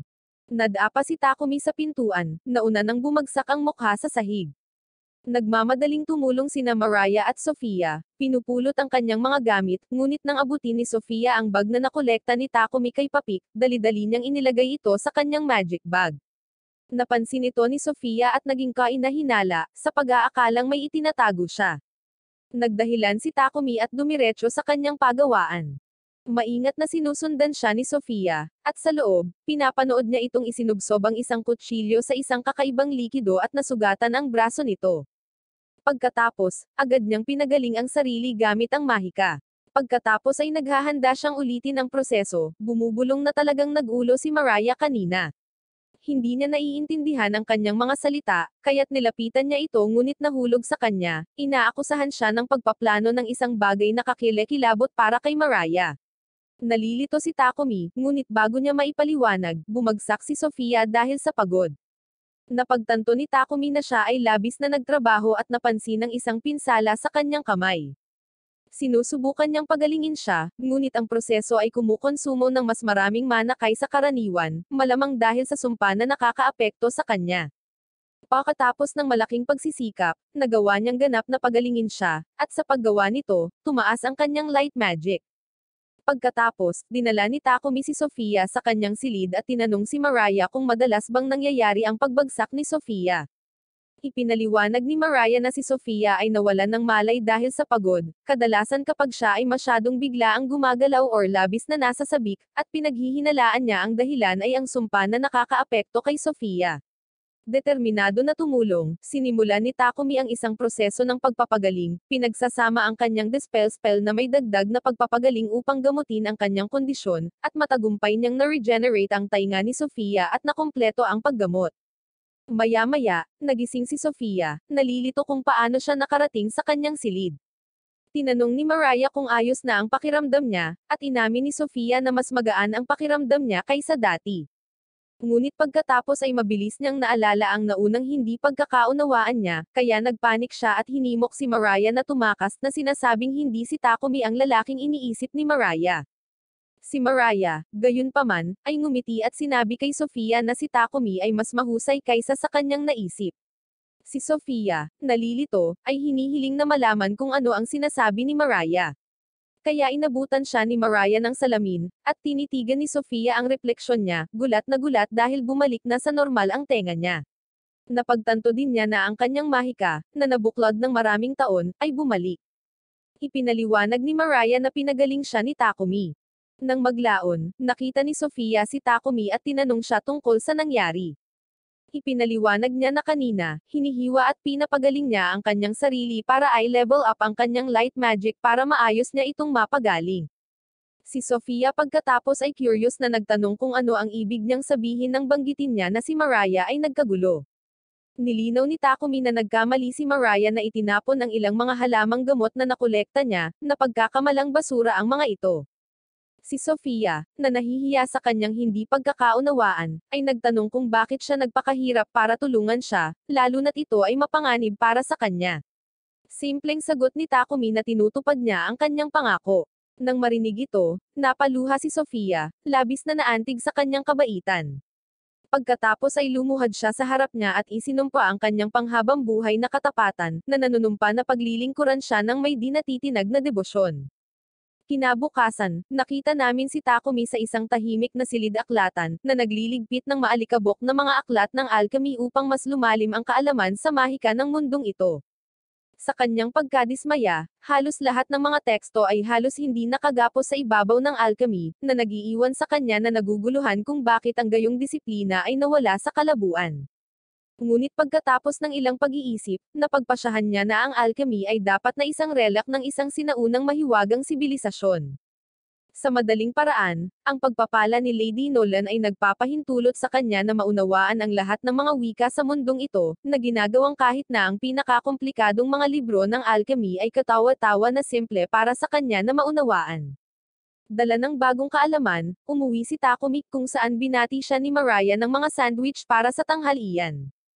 Habang kumakain sila, nagsimulang magtaka si Mariah sa kanyang sarili kung gaano kasigla ang pakiramdam na makita sina Takumi at Sofia na nagkasundo noong nakaraang araw. Inamin niya na siya ay nag-espiya sa kanila mula sa likod ng mga kortina dahil tila, ang personal na pagkapribado ay overrated. Siya ay bumubulusok tungkol sa kung gaano karomantiko ang masaksihan si Sofia na ipinangako ang kanyang katapatan kay Takumi, na inihalin tulad ito sa isang kabalyero na nanunumpa na protektahan ang isang prinsesa. Maliban sa kasong ito, si Takumi ang prinsesa. Buong pusong sumasang-ayon sina Mariah at Maple na si Takumi ay gumagawa ng isang kahangahangang prinsesa, na labis na ikinahihiya niya, na isang awkward na ngiti lang ang naisagot niya.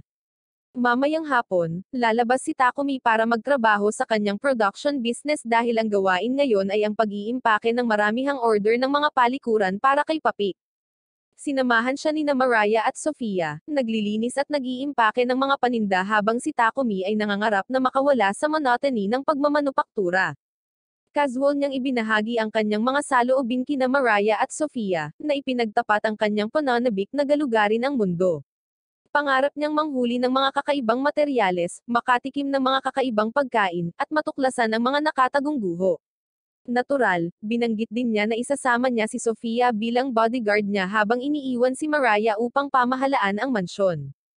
Si Mariah, gayunpaman, ay hindi gaanong nasasabik tungkol sa pag-iiwan habang kahit na ang Spider Maple ay makakasama, at iyon ay sobra-sobra para sa kanya upang tiisin. Pagkatapos ay pinakita niya dito ang kanyang signature cute pero manipulative na maid look, at sa inaasahan na huhulog si Takumi dito. Ngunit bago magpas siya, tinitingnan ni Takumi ang mga istatistika ni Mariah sa pamamagitan ng marahang pagkuskos sa kanyang mukha upang buksan ang kanyang Windows status, dahil tila, iyon ang paraan ng mga Windows status. At sa kanyang sorpresa, ang kanyang mga istatistika ay mas mahusay kaysa sa inaasahan, na nagmumungkahi na kaya niya ang labanan. Dahil humanga, nagpa siya si Takumi na isama siya sa kanyang mga pakikipagsapalaran sa hinaharap, ngunit iginiit na magsasanay siya kasama si Sofia upang pinuhin muna ang kanyang mga kasanayan. Nang maayos na iyon, nagsimulang gumawa si Takumi ng mga armas at baluti para kina Sofia at Mariah. Kapag hiningi niya ang kanilang mga kagustuhan, hindi nagpapigil si Sofia. Ibinigay niya sa kanya ang isang malawak, hangganan na labis na listahan ng kanyang mga kahilingan sa armas at nagboluntaryo kay Mariah para sa isang sibat na nangangakong sasanayin siya ng personal. Kinokolekta ni Takumi ang mga kinakailangang materyales at nagsimulang magtrabaho, na isinagawa ang kanyang alchemy manipulation magic upang mapabilis ang proseso. Samantala, nagsasanay sina Sofia si Mariah, at mabilis na natuklasan ni Mariah na ang pagiging isang battle maid ay nagsasangkot ng mas maraming pawis at mas kaunting tea party. Tinapos ni Takumi ang mga sandata sa record ng oras, nagdagdag ng mga personal touch, isang pattern ng pakpak para sa sandata ni Sofia at isang motif ng apoy para sa sibat ni Mariah. Siyempre, nagpapatuloy siya ng dagdag na milya, na ginaganyak sila sa paglalagay ng auto-repair at pagpapalakas ng pag-atake, dahil, mabuti, bakit hindi magdagdag ng kaunting dagdag na kapangyarihan? Habang nagtatrabaho si Takumi, gumagala ang kanyang isip sa mapanganib na teritoryo. Nai-imagine niya na hawak ni Mariah ang kanyang sibat na nakasuot ng full maid attire, at ang kanyang sobrang aktibong imahinasyon ay humahantong sa isang klasikong anime style na nosebleed. Ang masama pa nito, kahit papaano ay nararamdaman ni Mariah ang sandaling ito ng hindi banal na paghanga sa pamamagitan ng tinatawag niyang maid telepathy, at sinasabing naramdaman niyang may nakamasid sa kanyang sagradong asset. Sinubukan ni Takumi na iwaksi ito at tumuon sa susunod na gawain, paggawa ng baluti. Naturally, ang kanyang unang instinct ay pumunta sa full RPG mode at isaalang-alang ang paggawa ng mga enchanted undergarment, sa halip na praktikal na gamit dahil, aminin natin, iyon ay tila pamantayan sa mga mundong ito. Ngunit kahit si Takumi ay napagtanto na ang ideyang ito ay tumatawid sa napakaraming linya, lalo na't sina Mariah at Sofia ay teknikal na mga empleyado niya at hindi mga kalahok sa kanyang kaduda-dadang cosplay daydreams. Ang tunay na hamon, gayunpaman, ay ang pagkuha ng kanilang mga sukat. Ang direktang pagtatanong ay makakakuha lamang siya ng one-way ticket papuntang underworld, ngunit may solusyon si Takumi. Sa isang pilyong ngiti mula sa playbook ng isang villain Sean, ginagamit niya ang kanyang salamangka ng alchemy upang lumikha ng kasing laki ng mga replika nina Sofia at Mariah.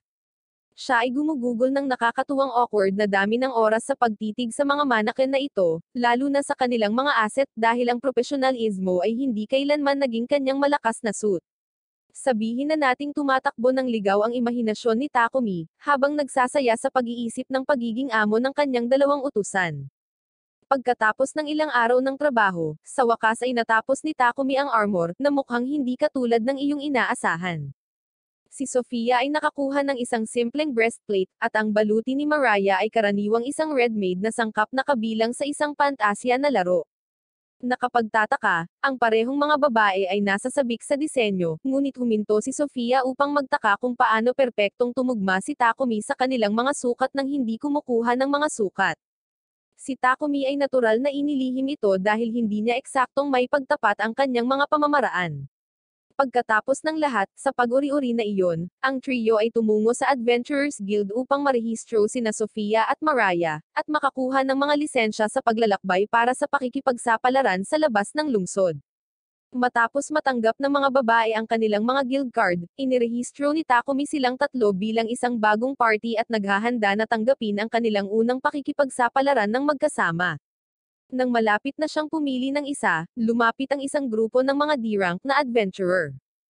Ang kanilang pinuno, bilang isang sobrang overweight thug na may labis na kakuhan, ay agad na nagsimulang kumutya sa grupo, na sinasabi sa mga babae na itapon si Takumi at gugulin ang kanilang oras sa isang taong mas karapat-dapat kaysa sa isang F-rank na talunan na tulad niya. Hindi basta-basta tinatanggap ni Takumi ang insultong ito, kahit na sa loob ay takot na takot sa overweight thug na namumuno sa grupo, gusto niyang protektahan ang dangal ng kanyang mga kasamahan. Tinatawag ang bawat onsa ng lakas ng loob, tumayo siya at gumamit ng physical enhancement magic para harangan ang pag-atake ng thug. Gayunpaman, nang tumama ang suntok ng lalaki, naputol ang sariling braso mula sa pagkakahampas, kaya hindi nasugatan si Takumi. Habang ang mga bagay ay malapit ng lumala, dumating ang guildmaster upang pigilan ang kaguluhan. Gayunpaman, nang makita ang nasugatan na thug, ang guildmaster ay agad na sinisisi si Takumi sa insidente, ganap na hindi alam na nasaktan ng thug ang kanyang sarili habang sinusubukang salakayin si Takumi. Habang pinapagalitan ng guildmaster sina Takumi, Sofia, at Mariah, ang receptionist na si Hans ay namagitan, na ipinaliwanag na ang may puting buhok na lalaki ay hindi nagsimula ng labanan at ipinagtatanggol lamang ang kanyang sarili. Nang tawagin ni Hans ang guildmaster sa pamamagitan ng kanyang titulo, halos tumama ang panga ni Takumi sa sahig. Laking gulat niya nang malaman na ang vocal na lalaki ay ang guildmaster, at formal na ipinakilala siya ni Hans bilang Baroque. Hindi pinapansin ang pagpapakilala, mahigpit na inutusan ni Baroque si Hans na pagalingin ang putol na braso ng tulisan. Pagkatapos, hiniling ni Baroque kay Takumi at sa mga babae na sundan siya sa kung saan tila isang silid ng interogasyon. Hinihiling ng guildmaster na malaman kung ano ang deal ni Takumi. Sa una ay nag-aalangan na ihayag ang kanyang mga kakayahan, napilitang magpaliwanag si Takumi nang banggitin ni Hans ang pagtuklas ng mga bakas ng mahika sa pinangyarihan ng labanan. Nang marinig ito, napagtanto ni Takumi kung gaano katalas ang mga kasanayan sa pandaman ni Hans. Habang umaamin sa paggamit ng mahika, nilinaw ni Takumi na hindi siya nag-spell sa mga tulisan mula kanina. Sa halip, ipinaliwanag niya na pinahiran niya ang kanyang katawan ng uling mula sa kanyang kahon ng item. Si Hans ay nagdududa sa kanya ngunit naging kumbinsido ng idagdag ni Takumi na siya ay nag-synthesize ng karbon sa diamond, na kinikilala ito bilang alchemy. Naalala ni Hans na gusto ni Takumi na sumali sa Alchemist Guild noong una silang nagkita. Hindi pinapansin ang magic talk, inilipat ni Baroque ang usapan sa mga babae sa party ni Takumi. Nang makumpirma ni na Sofia at Mariah na mga kasamahan niya sila, iminumungkahi ni Hans na i-promote si Takumi sa D-rank upang maiwasan ang karagdagang panliligalig mula sa mga mahihina. Sumasang-ayon si Baroque na binabanggit na maaari itong maiwasan ang higit pang mga kaguluhan tulad ng naunang isa. Gayunpaman, dahil kakapasok lang nina Sofia at Mariah sa guild ngayong araw na ito, iminungkahi ni Hans na magtalaga sa kanila ng ilang mga starter quest para matulungan silang mabilis na mag-rank up. Napagtatanto na ang pag-akyat sa mga ranggo ay magiging mas mahusay na tagapagtanggol para sa kanilang master, ang mga babae ay sabik na tanggapin ito. Mamaya sa araw na iyon, ang trio ay tumungo sa kakahuyan upang harapin ang kanilang mga pakikipagsapalaran. Tatlong trabaho na ang inatasan sa kanila, pagpuksa sa mga goblins, pagharap sa mga kobold, at pangangalap ng mga halamang gamot. Habang nakikipagsapalaran sila sa kagubatan, sinenyasan ni Maple si Takumi tungkol sa mga goblins na nagtatago sa mga palumpong. Inalertuhan ni Takumi ang mga babae, at pumasok si Sofia, mabilis na inaatake ang mga goblins. Dalawa pang goblins ang sumugod, ngunit pinatid ni Maple ang kanilang mga binti gamit ang kanyang mga sapot na nagpapahintulot kay Takumi at Mariah na tapusin ang mga ito sa pamamagitan ng maayos na pag-atake. Habang sumusulong sila, lalong nagiging hindi mapalagay si Takumi sa dami ng mga kobold at goblins na patuloy nilang nakakaharap. Kahit gaano pa karami ang kanilang pinapaslang, mas marami ang nagpapakita. Iniisip ni Sofia na malamang na may malapit na kampo, posibleng may general na namumuno sa mga halimaw. Ang pagbanggit lamang ng isang goblin general ay nagparamdam kay Takumi ng pagkabalisa. Si Sofia ay hindi nakakatulong, basta nalang binanggit na karaniwang kailangan ng 5 D-rank na mga partido ng adventurer upang maalis ang isang kampo kasama ang isang general. Imposible kay Takumi ang pag-iisip ngunit kumpiyansa si Sofia na magagawa nila ito kung pagsasamahin nila ang kanilang mga kakaibang kasanayan sa mahika para sa isang sorpresang pag-atake. Bagamat tila maganda ang kanyang plano, nababalisa si Takumi sa loob niya, na sana ay nasa ibang lugar siya maliban dito. Ang masama pa nito, biglang inanunsyo ni Maple na malapit na itong mag-evolve. Nataranta, agad na binuksan ni Takumi ang isang emergency portal sa sukat ng kanyang pocket dimension, at nagmamadaling ipinadala si Maple dito upang maiwasan ang anumang mga sorpresa. Pagkatapos, sa wakas ay nahanap na nila ang kampo ng mga halimaw. Tinataya ni Sofia na may humigit kumulang 300 hanggang 400 na mga kalaban. Ang bilang lamang ay sapat na upang mapulikat ang mga paa ni Takumi, habang sabik na muling isasaalang-alang ang kanilang mga pagpipilian. Nang kumpirmahin ang lokasyon ng kalaban, itinaas ni na Sofia, Mariah, at Takumi ang kanilang mahigpit na nakakuyom na kamao, na isinaaktibo ang mga magic ring na ibinigay sa kanila noon ni Takumi para sa isang coordinated attack. Ang malakas na salamangka ng hangin ni Sofia, ang napakalaking rock barrage ni Mariah, at ang nagbabagang apoy ni Takumi ay nagsanib sa isang mapangwasak na pag-atake, na nagdulot ng kalituhan sa kampo ng halimaw at pinaliit ang kanilang mga bilang. Para sa isang maikling nagninangning na sandali, ang walang kaalam-alam na duwag na si Takumi ay naniniwala na sila ay nanalo, ngunit ang kanyang kasobikan ay nabasag nang ang isang napakalaking goblin general at 2 kabalyero ay lumabas mula sa mga guho, at ang kanilang kakaibang hitsura ay nagpapadala ng panginginig sa gulugad ni Takumi. Pagkatapos ay sinusugod ni Sofia ang goblin general, habang iniiwan ang mga kabalyero kay Takumi at Mariah. Ngunit sa kabila ng pagiging duwag sa puso, ipinagtanggol ni Takumi ang kanyang sarili at ginamit ang kanyang mahika sa apoy upang pawiin ang isa sa mga goblins. Kapag nakumpleto na ng grupo ang kanilang mga quest, bumalik sila sa guild na pagod na pagod. Nang makita ang kanyang Hall of Magic Stones, nagulat si Hans. Hindi siya makapaniwala na nakumpleto nila ang quest sa isang araw. Nagulat, dinala sila ni Hans sa silid sa likod upang salubungin ang guildmaster. Ang guildmaster ay natulala rin gaya ni Hans, nagtataka kung paano nila nakamit ang ganoong tagumpay ng napakabilis. Ngunit bago pa niya matanong ang mga ito, pumasok si Maple sa kanyang kalahating anyo at sinampal ang Guildmaster sa kanyang bokal na ulo bago nagpakilala. Nagulat sina Takumi at Sofia sa kanyang bagong anyo, ngunit si Mariah ay nasa sabik na marinig na magsalita si Maple sa unang pagkakataon. Pagkatapos nito, si Takumi ay na-promote sa E-rank habang sina Sofia at Mariah ay na-promote sa F-rank. Nang maglaon, ipinakita ni Mariah kay Takumi ang isang disenyo para sa mga bagong damit na panloob para sa kanya at kay Sofia, at nang tingnan ni Takumi ang unang disenyo ni Mariah, ito ay kahawig ng mga damit na panloob ng mga lalaki.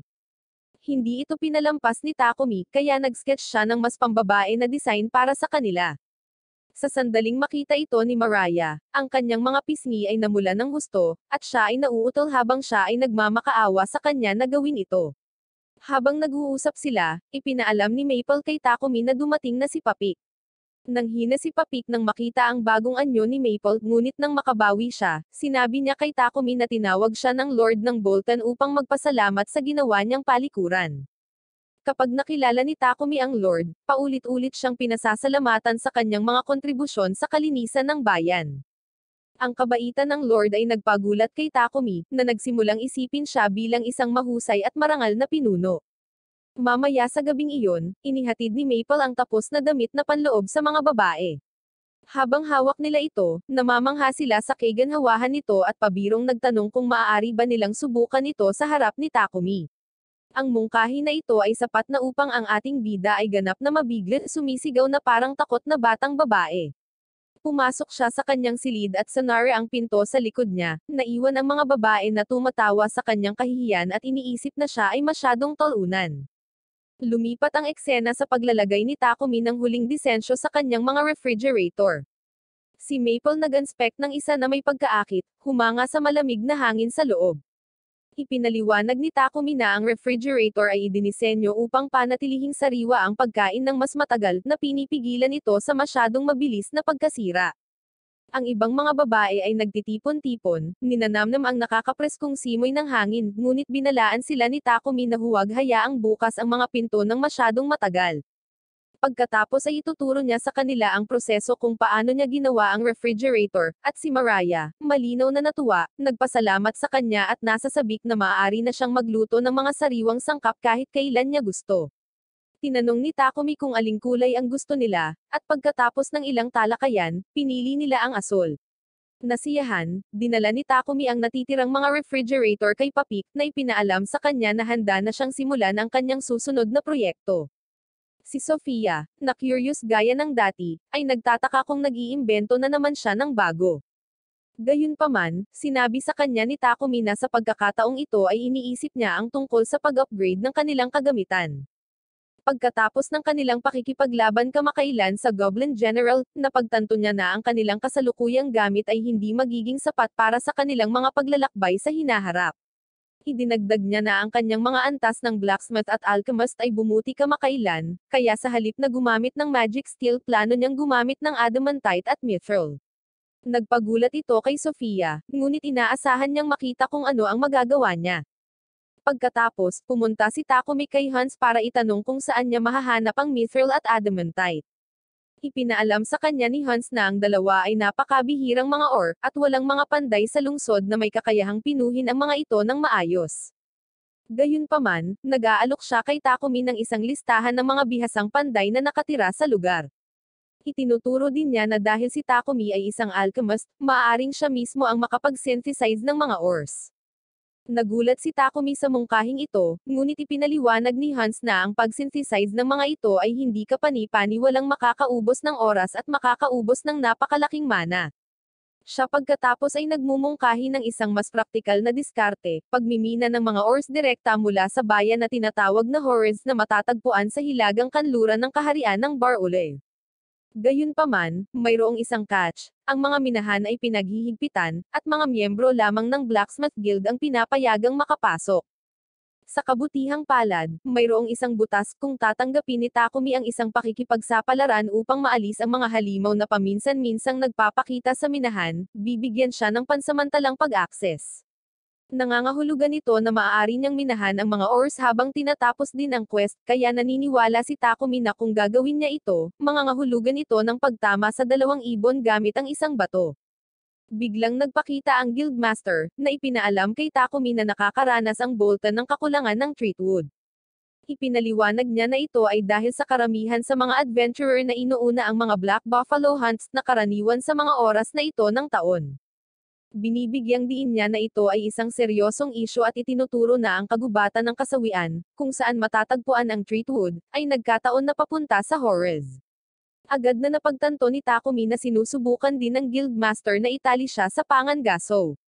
Kinumpirma ng Guildmaster ang palagay na ito, at binanggit pa na hindi dapat maging issue para kay Takumi ang paghatak pabalik sa lahat ng Treatwood dahil mayroon siyang space-time magic. Pumayag si Takumi na gawin ang gawain dahil siya rin mismo ang gumagamit ng Treatwood, ngunit hindi pa tapos ang Guildmaster. Nagdala siya ng isang panday na kailangang maglakbay sa Horrors at nangangailangan ng isang escort, muli na nagtutulak ng isa pang misyon papunta kay Takumi. Sa puntong ito, hindi maiwasan ni Takumi na isipin na ang guild na ito ay walang katotohanan na mapagsamantala.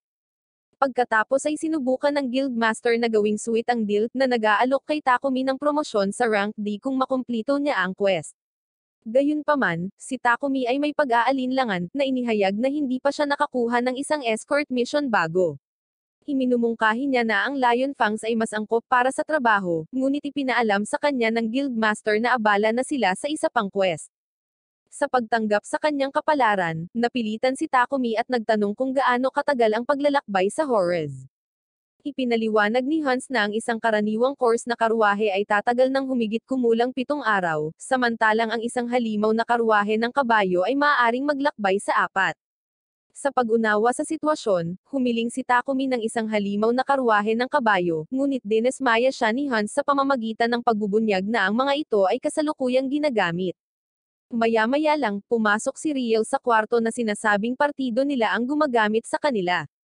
Ipinapalagay ni Hans na dapat na natapos na ng grupo ni Riel ang kanilang quest, ngunit nilinaw ni Riel na hindi pa nila ito nagawa. Nandito lang siya para maghatid ng itim na kalabaw na hinuhuli nila sa daan. Binalaan niya ang Guildmaster na ang paparating na mga escort mission ay magiging mapanganib dahil sa pagdami ng mga advanced na species sa kagubatan. Gayunpaman, ang Guildmaster ay nananatiling hindi nababahala, na nagsasabi na ang mas mataas na panganib ay nangangahulugan ng mas mataas na mga gantimpala. Napailing si Riel sa pag-uugali ng Guildmaster, at binanggit na aalis siya bukas ng umaga para muling sumali sa kanyang partido.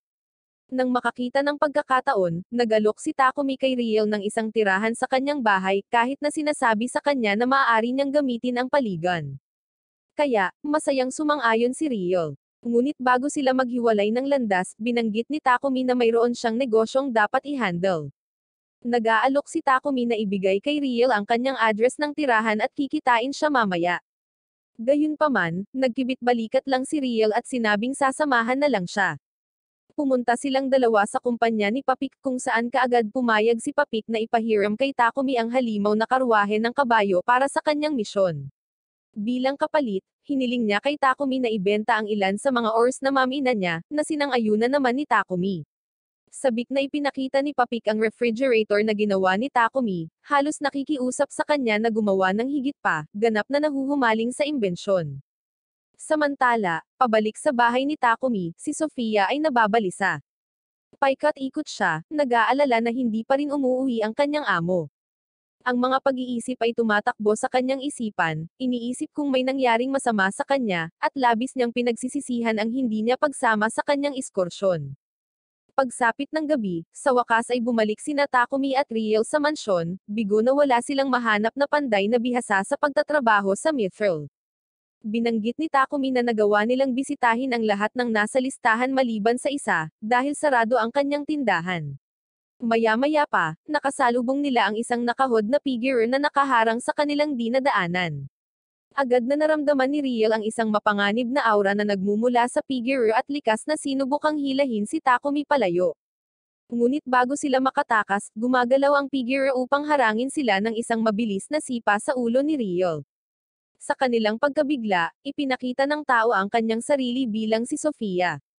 Napagkakamalang kidnapper si Riel, sinunggaban niya ito ng buong intensyon na pumaslang, ngunit mabilis na pumasok si Takumi para pigilan siya.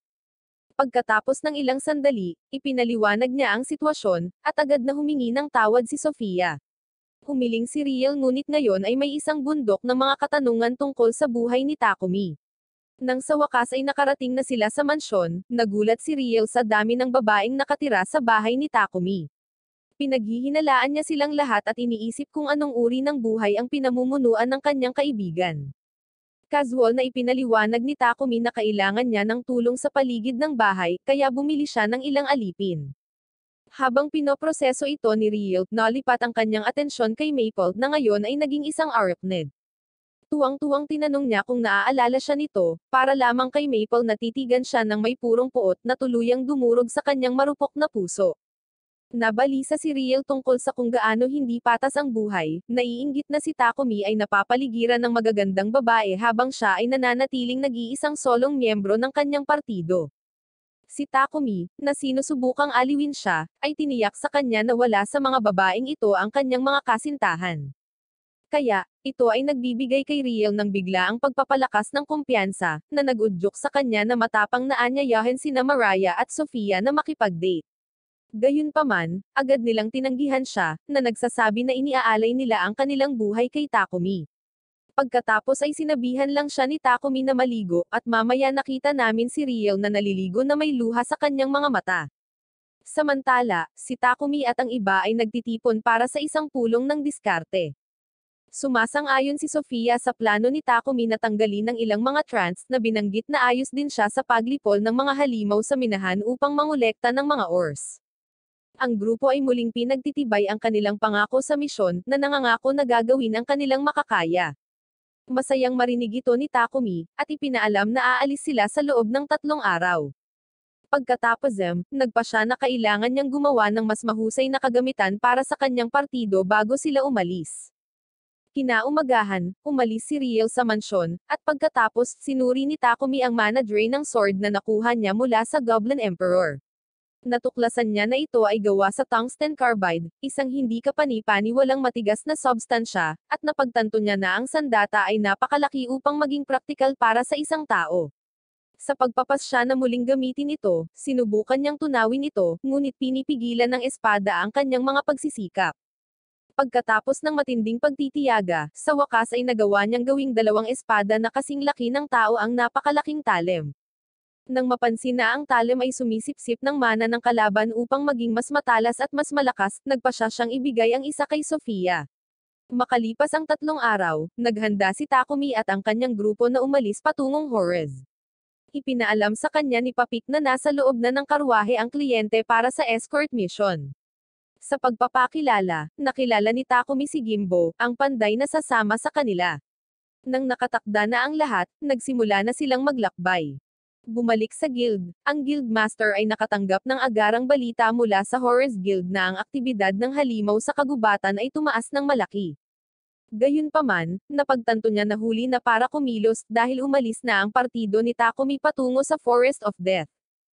Kaya, umaasa siyang hindi sila makakatagpo ng anumang mga advanced na species, alam kung gaano mapanganib ang paglalakbay. Samantala, si Takumi at ang iba ay patuloy na nagpapatuloy, hindi alam ang nagbabantang banta.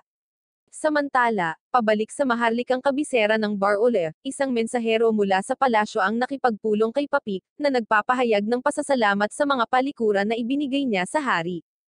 Ipinaalam sa kanya ng opisyal na pinag-iisipan nilang ipatupad ang mga ito sa buong kabisera, sa paniniwalang ang pagbabagong ito ay ganap na malulutas ang kanilang matagal ng problema sa dumi sa alkantarilla. Natutuwa si Papik na marinig ito, ngunit pagkatapos ay binalaan siya ng opisyal na ang balita ng pagsulong na ito ay kumalat sa malayo, kahit na nakarating sa banal na imperyo ng Sidonier. Dahil sa kanilang reputasyon, malamang nakikilos ang imperyo. Sa ibang lugar, nakita namin na parehong sina Yamato at Akiro ay naging malakas na manlalaban, na humahanga sa mga nakapaligid sa kanila sa kanilang mabilis na pagunlad. Gayunpaman, si Akane ay nananatiling may pag-aalinlangan kay Elizabeth na binabantayan siya. Pagbalik sa grupo ni Takumi, huminto sila sa Forest of Death. Naglagay si Takumi ng proteksyon na harang sa paligid ng kanilang kampo, at inutusan si Gimbo na manatili sa loob habang nakikitungo sila sa mga trance. Ang eksena pagkatapos ay lumipat sa kanila sa malalim na kagubatan ng kasawian, kung saan tinanong ni Takumi si Sofia kung paano sasabihin ang pagkakaiba sa pagitan ng isang trant at isang regular na puno. Ipinaliwanag ni Sofia na kailangan niyang tumutok at madama ang kanilang mahika habang pinagmamasdan ang kanilang paligid.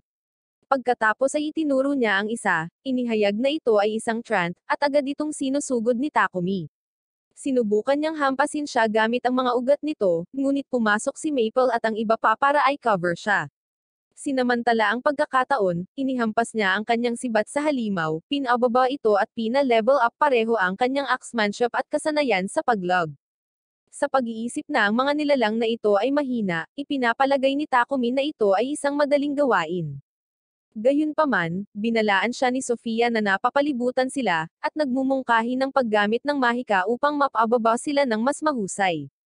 Ang koponan ay naglalabas ng kanilang mga spell, pagputol at pagsunog sa mga trance, at habang ang labanan ay patuloy pinapataas ni Takumi ang ilan sa kanyang mga kasanayan.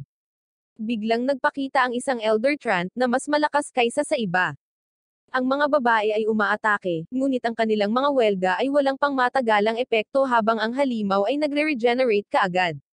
Nang makita ito, sinabihan ni Sofia si Takumi na dapat nilang ibagsak ito sa isang mapagpasyang pag-atake, kaya't inutusan niya itong lagyan ng magic ng apoy ang kanyang talent, na ginawa niya bago sumugod ang Elder Trant. Sa pag-iwas sa mga pag-atake nito, napunta siya ng direktang hampas sa mata nito, na nagdulot ng mapangwasak na pinsala. Sa pamamagitan nito, sa wakas ay natalo ang nilalang, at muling nag-level up ang mga kakayahan ni Takumi. Pagkatapos ay napansin ni Takumi ang isang kakaibang prutas sa lupa at nagulat na malaman na ang mga trance ay namumunga. Kinilala sila ni Sofia bilang mga miracle apples, isang napakabihirang mahanap. Kaya, iminungkahi ni Takumi na iuwi nila ang mga ito, at excited na ibinalita ni Mariah ang kanyang planong mag-bake ng apple pie. Nang maglaon, dumating ang grupo sa Horrors at dumiretso sa guild ng adventurer. Nagpasya si Takumi na kumuha ng quest para sa Iron Mole upang makapasok sa minahan. Maya-maya, nakita namin ang party mining sa tabi ni Gimbo. Matagumpay na nahukay ni Takumi ang mithril, at dinala siya ni Gimbo sa isang lugar na naglalaman ng adamantite ore. Namangha si Gimbo sa swerte ni Takumi, dahil bihirang makakita ng ganitong mahahalagang materyales sa unang ekspedisyon sa pagmimina. Sa sandaling iyon, isang iron mole ang biglang nagpakita mula sa lupa, at walang pag-aalinlangan, binulag ito ni Takumi gamit ang kanyang light magic, na nagpapahintulot kay Sofia na mabilis na tapusin ito. Ang iba ay namamangha sa kung gaano kadali niyang tinapos ang nilalang, at ipinaliwanag ni Takumi na naisip niyang gagana ang light magic dahil ang mga iron mole ay umuunlad sa kadiliman. Nagulat pa rin si Sofia kung gaano ito kadali, habang si Mariah ay nakapout, dismayado na hindi siya nakapag-ambag. Nang matapos ang kanilang quest, nagmimina sila ng napakalaking karga ng mineral bago bumalik sa Bolton. Kinabukasan, bumisita si Takumi sa tindahan ni Gimbo, sabik na matutunan ang mga pangunahing kaalaman sa pag-synthesize at paggawa ng mithril at adamantite alloys. Pumayag si Gimbo na turuan siya at sinimulan niya si Takumi na magpanday ng kutsilyong mithril. Pagkatapos, in-upgrade ni Takumi ang armor ng mga babae gamit ang mga dekalidad na materyales na nakuha niya, na tinitiyak na mas handa sila para sa mga laban sa hinaharap. Lumipat ang eksena sa mga babae na sumusubok sa bagong baluti, na nagulat sa dami ng kakaibang kasanayan at mga enchantment na naipasok sa loob nila. Ang baluti ni Sofia ay puno ng mga elemento ng hangin at tubig, habang si Mariah ay may mga katangiang apoy at lupa. Ipinaliwanag ni Takumi na upang maipasok ang kanilang mga elemental affinities sa armor, kailangan niyang ibabad ang mga magic stone gamit ang kanyang mana hanggang sa maging asol ang mga ito. Nagtataka, tinanong ni Mariah si Takumi kung paano niya pinahusay ang kanyang kasanayan sa Thunderclap, at ipinagmamalaki niyang ibinunyag niya na na-enchant niya ito ng pinahusay na liksi, na ginawa siyang mas mabilis. Upang ipakita, tumakbo siya ng napakabilis ngunit nawala ng kontrol at bumagsak ng diretso sa dingding. Ang mga babae, na gustong iligtas sa kanya ang kahihiyan, ay nagkunwaring walang nakita habang napagtanto ni Takumi na kailangan niyang masanay sa kanyang bagong tuklas na bilis. Susunod, iniharap niya kay Mariah ang kanyang bagong sibat, ang Explode na maaring maglunsad ng apoy, habang si Sofia ay tumanggap ng Tempest, isang sibat na naglalabas ng enerhiya ng hangin. Pagkatapos ay sinabi niya kay Takumi na kung sakaling matagpuan niya ang kanyang sarili sa panganib, gusto niyang siya ang magpoprotekta sa kanya, kahit na ang kabayaran ay ang kanyang buhay. Kaya, hiniling niya sa kanya na gumawa ng isang kalasag para sa kanya upang mabantayan niya ito ng mas epektibo. Dahil sa kanyang dedikasyon, pumayag si Takumi na gumawa ng isang kalasag para sa kanya, ngunit malumanay niyang ipinaalala sa kanya na pahalagahan din ang kanyang sariling buhay. Samantala, pinagmamasdan ni Lady Nolan si Takumi mula sa malayo, ngunit nang ibinaling niya ang kanyang paningin kay Akiro at Yamato, nakita niya ang isang masamang eksena. Ang kwento pagkatapos ay tumalon sa isang taon sa hinaharap na nagpapakita na sa banal na imperyo ng Sidonio, ang mga bayani ay naghahanda na magmarcha patungo sa kaharian ng Sandor. Ipinagkatiwala sa kanila ng emperador ang misyon, at ang mga bayani ay nanunumpa na gagawin ang lahat sa kanilang kapangyarihan para sa kapakanan ng kapayapaan ng mundo. Bumalik sa kasalukuyan, sa wakas ay nakumpleto ni Takumi ang kalasag, ngunit ang pagsisikap ay ganap na pinagod siya. Si Sofia, na pinagmamasdan siya mula sa malapit na bintana, ay nakonsensya sa paghiling ng kalasag, na nakikita kung gaano siya kapagod. Nagsimula siyang mag-isip na magiging mas madali ang mga bagay-bagay kay Takumi kung may tutulong sa kanyang workshop. Samantala, sa maharlikang kabisera ng Bakkadod sa kaharian ng Bar-Ulev, nakatanggap ang hari ng isang agarang sulat. Ibinunyag nito na ang banal na imperyo ng Sidonia ay natutunan ang tungkol sa Salamanca sa paglilinis, at humihingi ng karagdagang mga detalye. Ang tagapayo noong una ay nag-isip na ang isa pang mensahero ay maaaring dumating sa loob ng ilang araw, ngunit ang hari ay malungkot na sinabi na sa kabila ng magalang na pananalita, ito ay walang iba kundi isang nakatalukbong na pagbabanta.